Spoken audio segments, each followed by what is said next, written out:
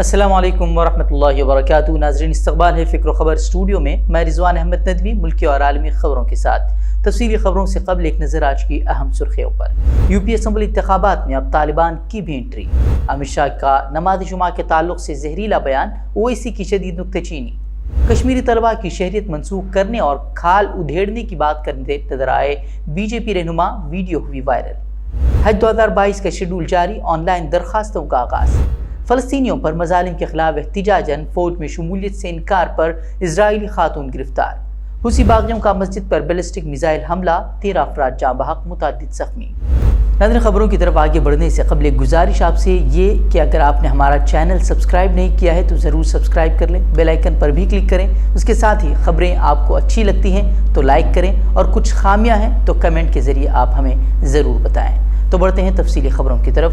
हरियाणा में नमाज जुमा के खिलाफ हिंदुत्ववादी तंजीमें मुसलसल कई हफ्तों से नमाज जुमा को बंद करने के लिए हंगामा कर रही हैं। तो इसी दरमियान अब हिंदुस्तान के वज़ीर दाखिला अमित शाह खुद आग में घी डालने का काम करते नजर आ रहे हैं। उन्होंने एक बार फिर नफरतों को बढ़ावा देने का काम किया है। अमित शाह ने मुसलमानों पर सड़क पर नमाज जुमा की अदायगी कर लोगों को तकलीफ देने का इल्ज़ाम आयद किया, जिस पर MIM लीडर असदुद्दीन ओवैसी ने शदीद रद्द अमल जाहिर करते हुए अमित शाह पर हमला बोला है। उन्होंने वज़ीर दाखिला के ओहदे पर रहते हुए नफरत की सियासत पर अमित शाह को तनकीद का निशाना बनाया। उन्होंने कहा कि अगर अमित शाह के बयान के बाद कहीं मुसलमानों पर नमाज जुमा के दौरान कुछ गलत होता है तो फिर अमित शाह ही उसके जिम्मेदार होंगे।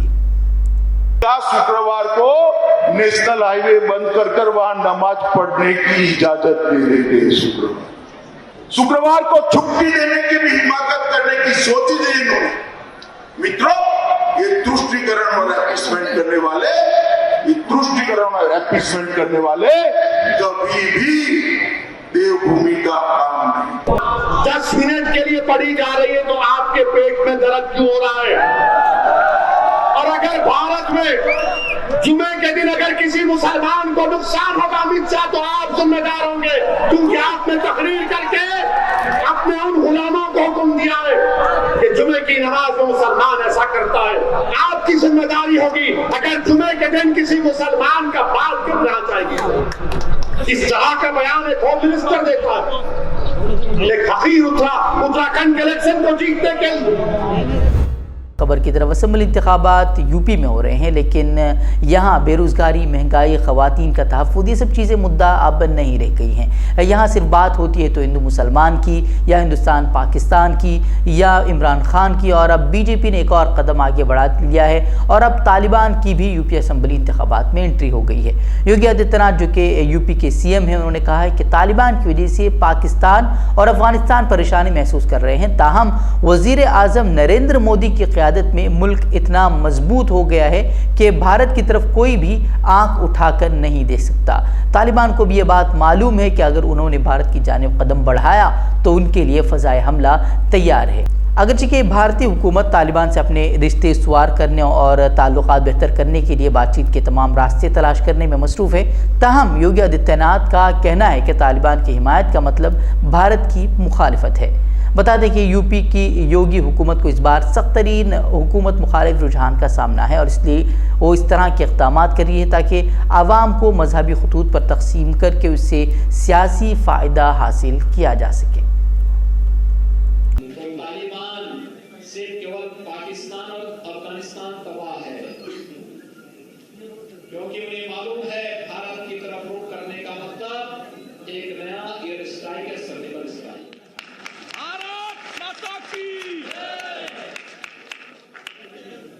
भारत की तरफ कोई टेढ़ी नजरों से मोदी जी के रहते नहीं देख सकता। नजर बढ़ते एक और ख़बर की तरफ।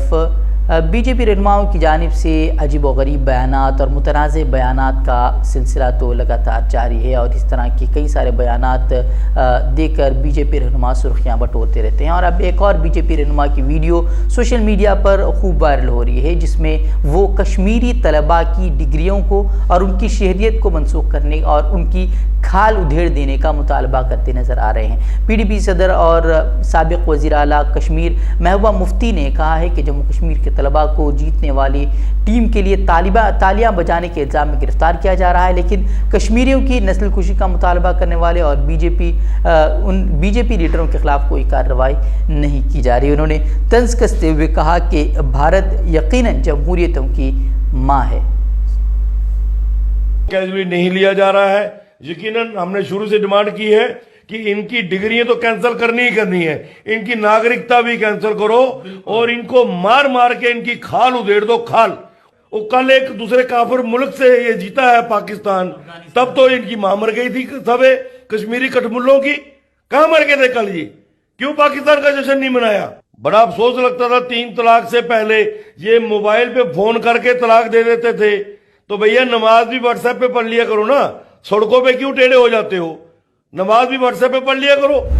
नाज़रीन बढ़ते हैं एक और ख़बर की तरफ। त्रिपुरा में जो कुछ हालात बने हुए हैं वो हम सब वाकिफ़ हैं, और जिस तरह से मुसलमानों की मसाजिद को निशाना बनाया जा रहा है, मुसलमानों को निशाना बनाया जा रहा है, वहाँ जिस तरह के जुलूस से निकाले जा रहे हैं और मुस्लिम मुखालिफ रुझान जिस तरह से वहाँ बढ़ रहा है, उसको लेकर मुल्क के मुसलमानों में तशवीश की लहर दौड़ गई है। वहीं हज़रत मौलाना खालिद सैफुल्लाह रहमानी साहब जो कि all India Muslim personal law board के कारगुजार जनरल सेक्रेटरी हैं, उन्होंने एक प्रेस नोट जारी किया है। उसमें उन्होंने कहा है कि मुक़द्दस शख्सियतों और मजहबी मकामात की तौहीन नाकाबिल बर्दाश्त है और कानून के ख़िलाफ़ और हिंदुस्तानी तहजीबी रिवायात के भी वो ख़िलाफ़ हैं। उन्होंने कहा कि ये समाज के अमन अमान को मुतासिर कर रही हैं, इससे मुल्क के फ़िरक़ा वाराना इत्तेहाद को भी नुकसान पहुँच रहा है और इससे नफ़रत के जज्बात भड़क रहे हैं। इसलिए हुकूमत पर लाजिम है कि वो त्रिपुरा में एक तरफ़ा तौर पर मुसलमानों के साथ जो कुछ ज़्यादतियाँ हो रही हैं वो उससे और जो कि अब भी जारी हैं उस पर पूरी क़ुव्वत और इंसाफ के साथ उसको रोके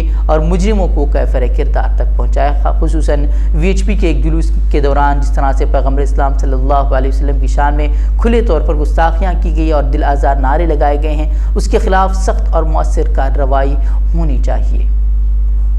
नाज़रीन बढ़ते हैं और ख़बर की तरफ। महाराष्ट्र में क्रूज ड्रग्स मामला अब मुकम्मल तौर पर सियासी बन चुका है। नवाब मलिक ने अब कहा है कि वो असम्बली में ऐसी बातें उठाएंगे जिसके बाद बीजेपी मुंह दिखाने के लायक नहीं रहेगी। नवाब मलिक ने कहा कि जिन पर इल्ज़ामात थे वो जमानत पर रिहा हो चुके हैं और इल्ज़ामात आयद करने वाले खुद कटहरे में खड़े हैं। उन्होंने बीजेपी रहनुमा फडणवीस पर भी कई सारे इल्ज़ामात आयद किए हैं।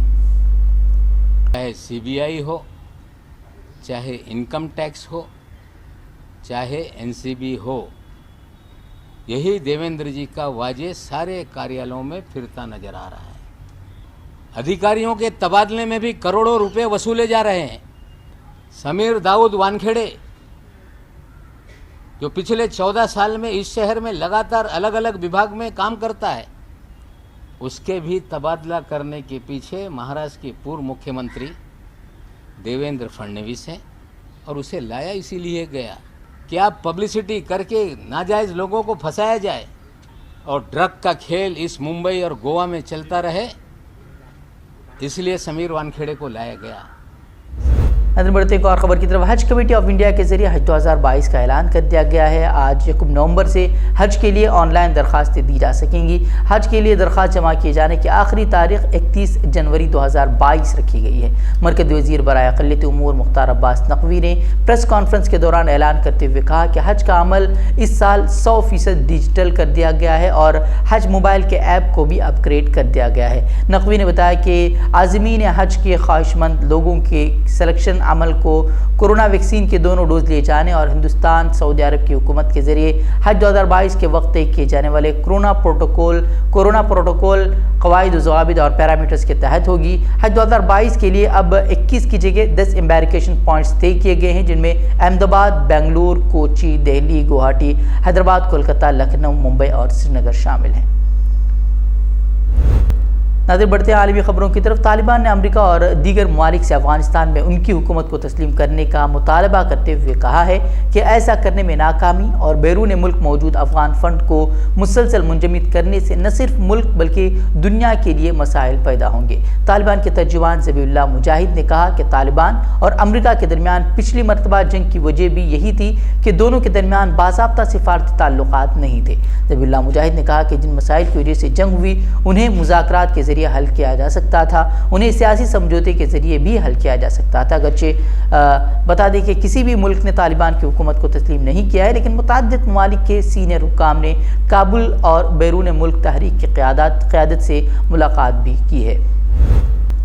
नाज़रीन, बढ़ते एक और ख़बर की तरफ। यमन के सूबे मारिब में हूसी बागियों की जानिब से फायर किया गया बैलिस्टिक मिसाइल रिहायशी इलाके में मौजूद मस्जिद पर गिरने के नतीजे में 13 अफराद जाँ बहक और मुतअद्दिद अफराद ज़ख्मी हुए हैं। वाक़े के बाद इमदादी एहलकारों ने ज़ख्मियों को अस्पताल मुंतकिल किया गया है, जिनमें से कई अफराद की हालत तशवीशनाक बताई जा रही है। यमन हुक्काम के मुताबिक बैलिस्टिक मिसाइल हमले में हलाक ज़्यादातर अफराद मस्जिद के तलबा थे, जबकि रेस्क्यू एहलकारों के मुताबिक मलबे तले अब भी मुतअद्दिद अफराद दबे हुए हैं। नाज़रीन, बढ़ते एक और ख़बर की तरफ। इसराइली खातून को फ़लस्तीनियों पर मज़ालिम के ख़िलाफ़ एहतिजाजन फ़ौज में लाजमी तरबियत का कोर्स करने से इनकार करने पर तीसरी बार जेल भेज दिया गया है। इसराइली खातून शाहिर पार्टिस ने फ़लस्तीन और बिलखुसूस गज़ा में लाखों शहरियों पर मज़ालिम के ख़िलाफ़ फ़ौज की लाजमी तरबियत लेने से इनकार करते हुए कहा है कि ऐसी फ़ौज का वो हिस्सा नहीं बन सकती जो मासूम लोगों का कत्लेआम करती हो। दूसरी जानिब एक और इसराइली नौजवान ने भी बरतानिया से अपने मुल्क वापस जाने से इनकार कर दिया। उसका कहना है कि वो फ़ौज में शामिल नहीं होना चाहता, जिसकी वजह से वहाँ उसे गिरफ्तार किया जा सकता है। उधर कि इसराइल में हर शहरी को 2 साल की लाजमी तरबियत लेना होती है और इनकार करने वालों को जेल भेज दिया जाता है। नाज़रीन, आज की खबरों में इतना ही। कल फिर होगी मुलाकात मज़ीद अहम खबरों के साथ। तब तक के लिए इजाज़त दें। अस्सलामु अलैकुम व रहमतुल्लाहि व बरकातहू।